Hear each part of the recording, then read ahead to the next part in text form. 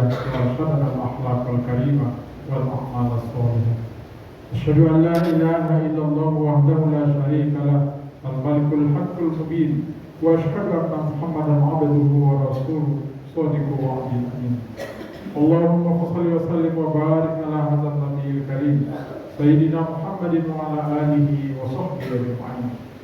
أما بعد فيا أيها الحاضرون المسلمون أوصيكم وإياي بتقوى الله فقد فاز المتقون. كما قال الله تعالى في القرآن الكريم: أعوذ بالله من الشيطان الرجيم، بسم الله الرحمن الرحيم. يا أيها الذين آمنوا اتقوا الله حق تقاته ولا تموتن إلا وأنتم مسلمون. وقال رسول الله صلى الله عليه وسلم: اتق الله حيثما كنت واتبع السيئات الحسنات تمحوها وخالق الناس بخلق حسن. صدق الله العظيم وصدق رسوله الكريم ونحن على ذلك من الشاهدين الشاكرين. Kaum muslimin sidang jamaah Jumat rahimakumullah. Khutbah kita siang hari ini mengambil topik musibah pada agama. Musibah pada agama. Apa yang dialami oleh saudara-saudara kita, keluarga kita, masyarakat kita, khususnya di Sumatera Barat, juga di Aceh dan di Sumatera Utara dan tempat lain, dengan berbagai musibah yang terjadi, banjir, longsor, mungkin juga ada gempa yang mengakibatkan banyak kerugian berupa harta benda, sawah ladang yang tertimbun, binatang ternak yang hanyut, mungkin juga kendaraan yang terbenam dan hanyut, atau mungkin juga rumah yang roboh, yang hanyut juga, dan bahkan beberapa atau banyak saudara-saudara kita yang kemudian bahkan meninggal dunia dalam peristiwa ini. Kita mendoakan kepada Allah Subhanahu wa Ta'ala, semoga semua bentuk kerugian-kerugian itu, semua bentuk kesulitan, penderitaan yang ditimbulkan dari musibah ini, termasuk saudara-saudara kita yang meninggal, maka itu menjadi balasan di sisi Allah Subhanahu wa Ta'ala, mengganti dengan yang lebih baik. Dan mereka yang dari kita, Allah terima meninggal sebagai seorang syuhada atau mati syahid yang balasannya adalah itulah surga. Amin. Amin ya Allah. Kaum muslimin sudah jamaah Jumat rahimahullah. Tapi semua bentuk musibah itu, kerugian yang ditimbulkan itu, baik harta benda, baik pun nyawa, sawah ladang, uang dan sebagainya, dalam agama itu dikategorikan atau dikelompokkan kepada musibah dalam urusan dunia.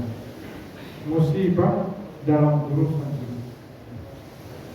Di mana musibah dalam urusan dunia ini, selama seseorang dalam kesabaran, tetap istiqomah dalam keimanannya, maka Allah akan menggantinya dengan yang lebih baik.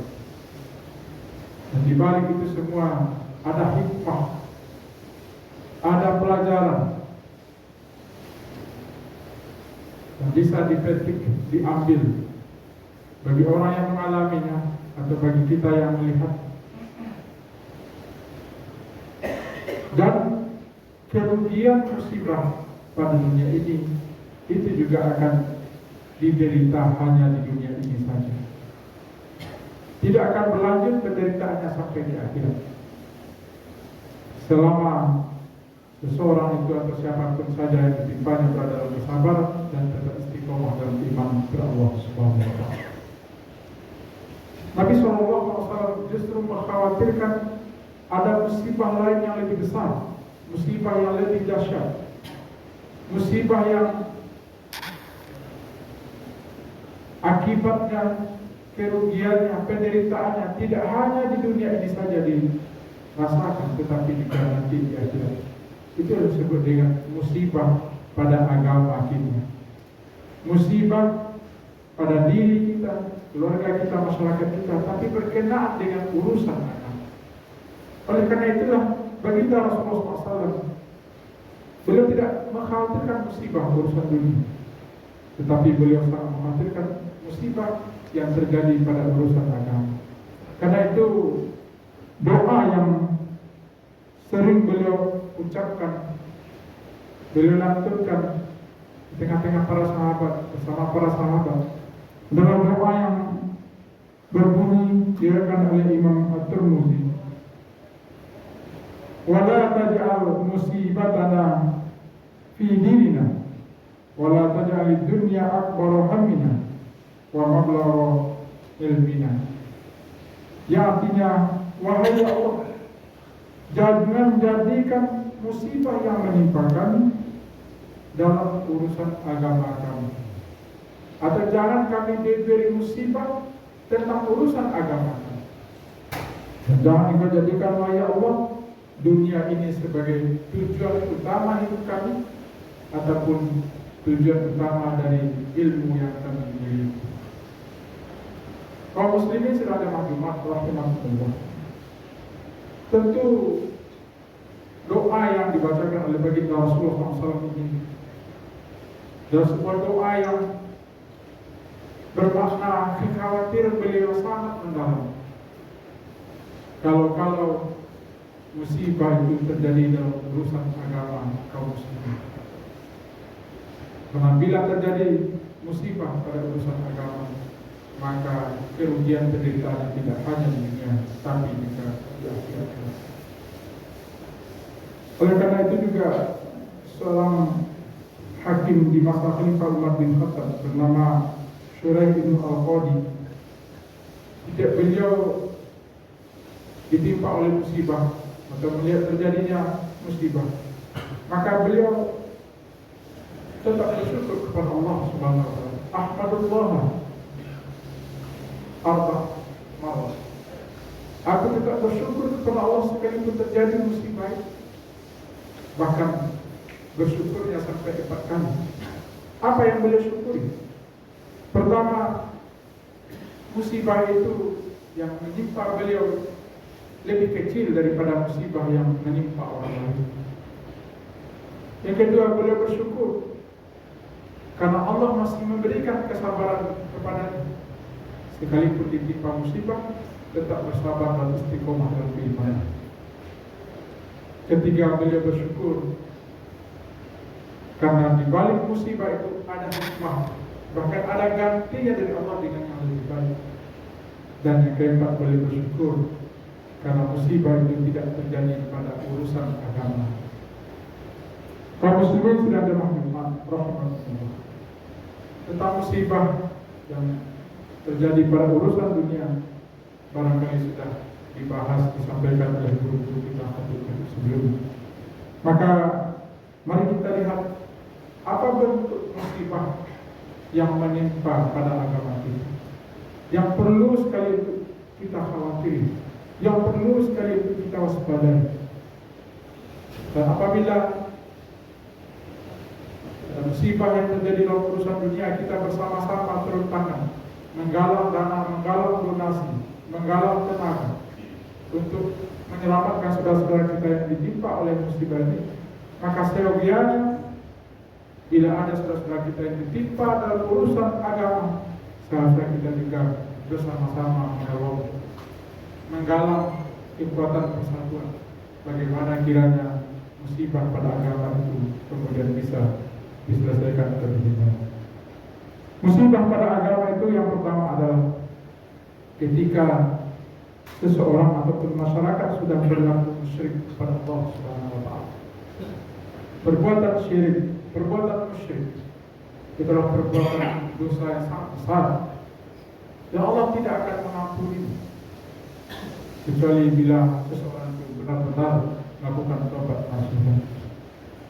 Dalam Al-Quran surah Al-Isra, surah An-Nisa ayat 48 Allah katakan, A'udzubillahi minasyaitonir rajim, bismillahirrahmanirrahim. Innallaha la yaghfiru an yushraka bihi wa yaghfiru ma duna dzalik liman yasha. Wa may yusyrik billahi faqad iftara itsman 'azima. Sesungguhnya Allah tidak akan mengampuni dosa seseorang yang berlaku musyrik kepadanya, tetapi Allah akan mengampuni dosa selain itu bagi orang yang kehendaki. Dan siapa saja yang berlaku musyrik kepada Allah, maka sungguh dia telah memilih dosa yang sangat besar. Dalam surah Al-Maidah ayat 72, Allah gambarkan bagaimana penderitaan bagi orang-orang yang berlaku musyrik ini.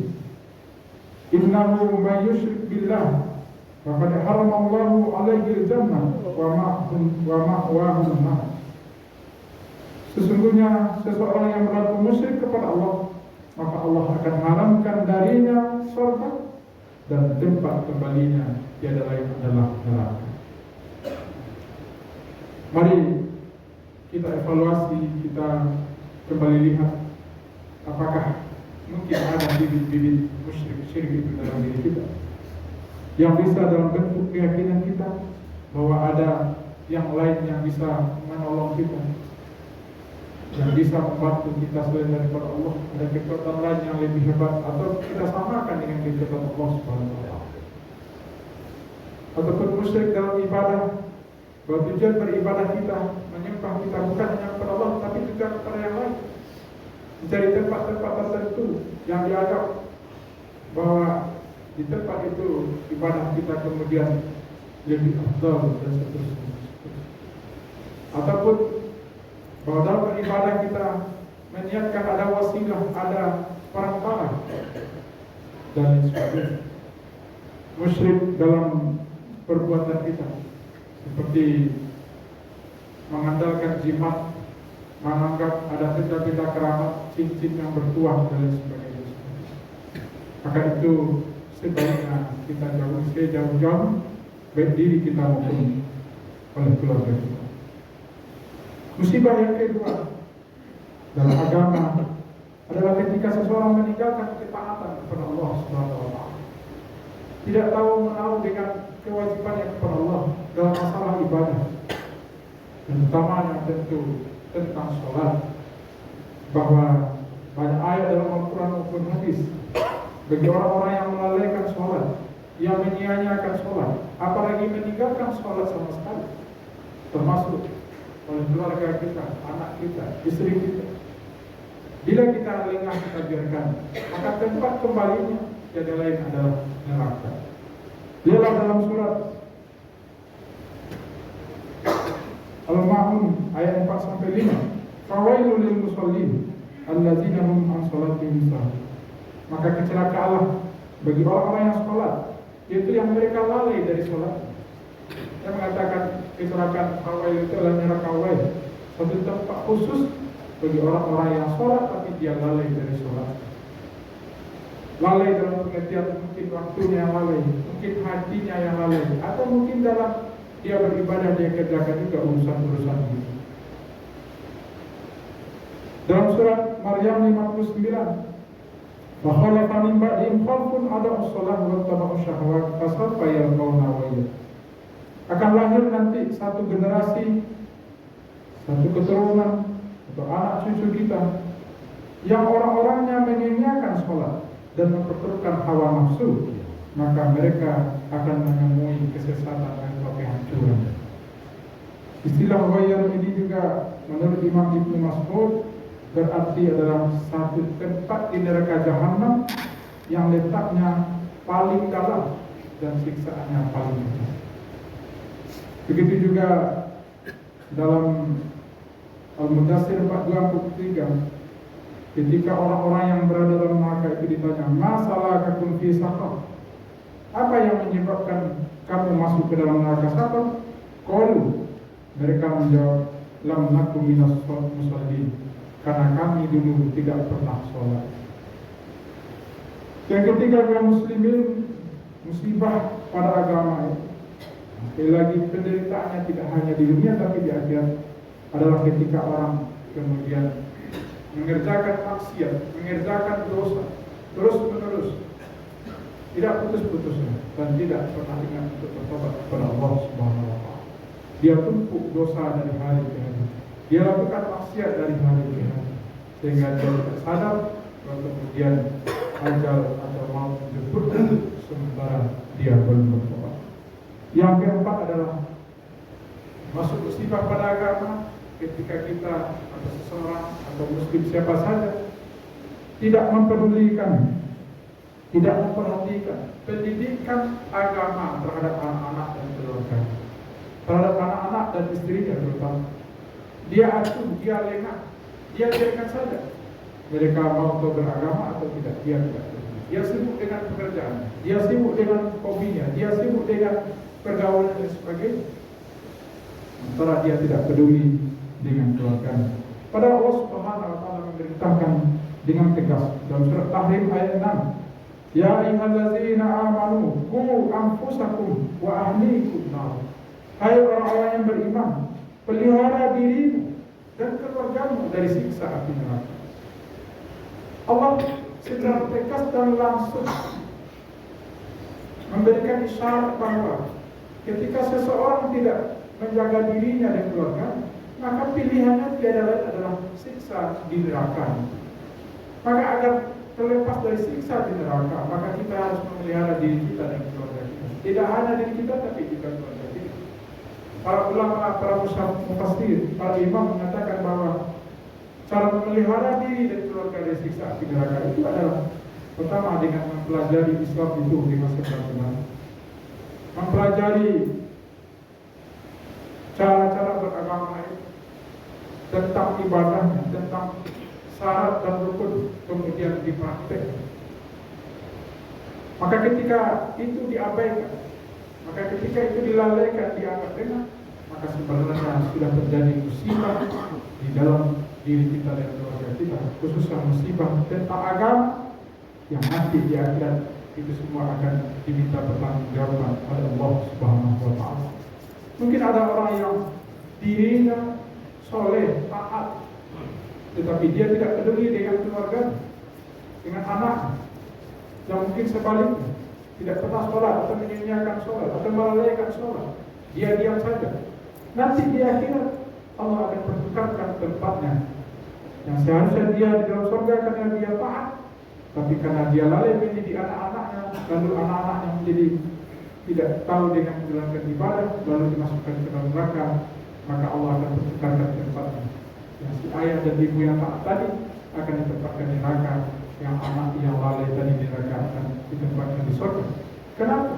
Karena ada kesalahan yang dia lakukan, dia tidak mempedulikan pendidikan agama bagi anak-anak. Yang terakhir atau yang kelima, musibah beragama bisa saja terjadi ketika seseorang tidak mempedulikan lagi amar ma'ruf nahi munkar.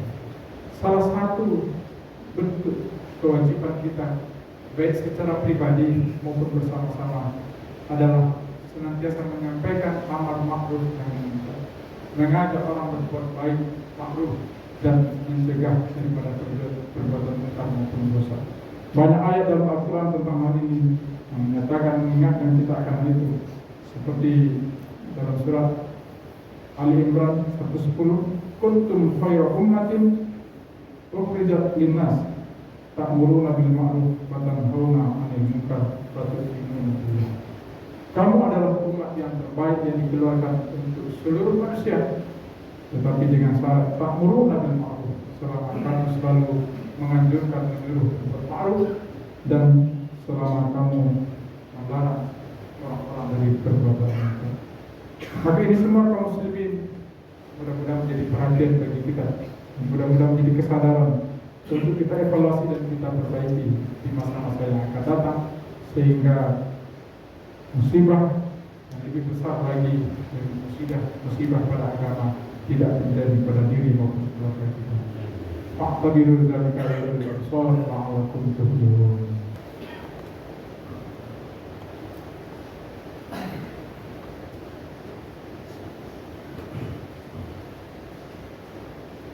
Alhamdulillahirabbil alamin wa bihi nasta'in ala umuri dunya waddin.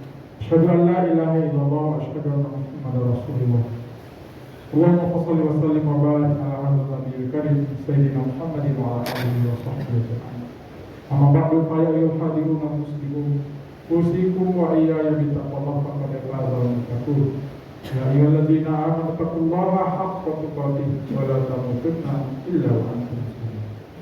وقال الله تعالى في القرآن الكريم أعوذ بالله من الشيطان الرجيم بسم الله الرحمن الرحيم يا أيها الذين آمنوا ادخلوا في السلم كافة ولا تتبعوا خطوات الشيطان إنه لكم عدو مبين.